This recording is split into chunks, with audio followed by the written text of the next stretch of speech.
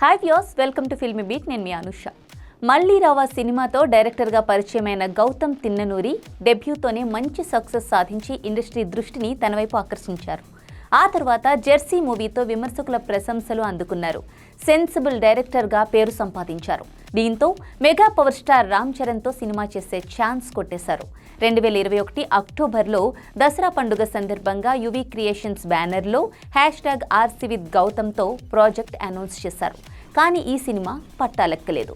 దీంతో గౌతమ్కు చాలా గ్యాప్ వచ్చేసింది. రామ్ చరణ్ సినిమాను ప్రకటించిన తర్వాత మరుసటి ఏడాది గౌతమ్ జెర్సీ చిత్రాన్ని హిందీలో రీమేక్ చేశారు. కరోనా పాండమిక్ కారణంగా ఆశించిన స్థాయిలో ఆ సినిమా ఆడలేదు. దీంతో ఈసారి ఎలాగైనా హిట్ కొట్టాలని చెర్రీ స్క్రిప్ట్ మీద వర్క్ చేశారు గౌతమ్ తిన్ననూరి. అయితే సడన్ గా 2022 అక్టోబర్ నెలాఖరున ఈ ప్రాజెక్ట్ క్యాన్సిల్ అయినట్లుగా ప్రకటించారు. అప్పుడే గేమ్ చేంజర్ ప్రతిపాదన రావడం, శంకర్ దర్శకుడు కావడంతో చరణ్ దానికే ప్రాధాన్యత ఇచ్చినట్లుగా చెప్పుకున్నారు. మరోపక్క గౌతమ్ తిన్ననూరి యువి క్రియేషన్స్ నుంచి సితారా ఎంటర్టైన్మెంట్ సంస్థకు షిఫ్ట్ అయిపోయారు. విజయ్ దేవరకొండ హీరోగా, గౌతమ్ తిన్ననూరి దర్శకత్వంలో VD12 అనే వర్కింగ్ టైటిల్తో 2023 జనవరిలో ఈ ప్రాజెక్ట్ను అనౌన్స్ చేశారు. కొన్ని రోజులు షూటింగ్ జరిగాక విజయ్ ముందుగా ఖుషి, ఆ తర్వాత ది ఫ్యామిలీ స్టార్ చిత్రాలను ఫినిష్ చేయాల్సి వచ్చింది. దాంతో కింగ్డమ్ చిత్రం కాస్త ఆలస్యమైంది. అయితే ఎట్టకేలకు ఈ చిత్రం అన్ని కార్యక్రమాలు పూర్తి చేసుకొని విడుదలైపోయింది. ఇప్పటికే రిలీజ్ అయిన ప్రమోషనల్ మెటీరియల్కి మంచి రెస్పాన్స్ రావడం మనం చూసాం. అందరిలో భారీ అంచనాలు నెలకొన్నాయి. ఇదిలా ఉంటే రామ్ చరణ్కి చెప్పిన కథనే ఇప్పుడు విజయ్ దేవరకొండ కింగ్డమ్గా ప్రేక్షకుల ముందుకు వచ్చిందని చాలా ప్రచారం జరుగుతోంది.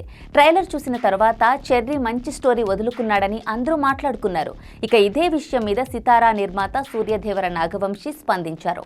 బుధవారం జరిగిన ప్రెస్ మీట్లో మాట్లాడుతూ ఆ కథ వేరని, ఈ కథతో సంబంధం లేదని క్లారిటీనిచ్చారు.